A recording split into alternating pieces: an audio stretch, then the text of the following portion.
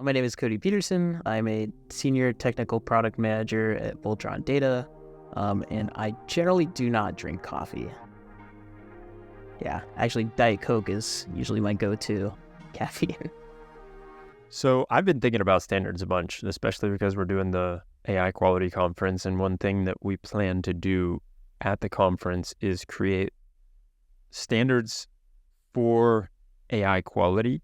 And specifically, like, you have your industries and then you have your use case specific standards. Have you seen things that have worked as far as making sure that the standard you are creating doesn't just become one more standard, that now a project, if it wants to plug into this little area over here on the map or these different tools, cool, it has to abide by this standard, like the Ibis standard. And then if it wants to go and play over here on this side of the map, it has to abide by a different standard. Yeah, it's a very difficult problem. People, when they hear about Ibis, often bring up the XKCD of you have 14 standards. Somebody says, let me introduce another one. And we actually use that in most of our slides because it comes up all the time.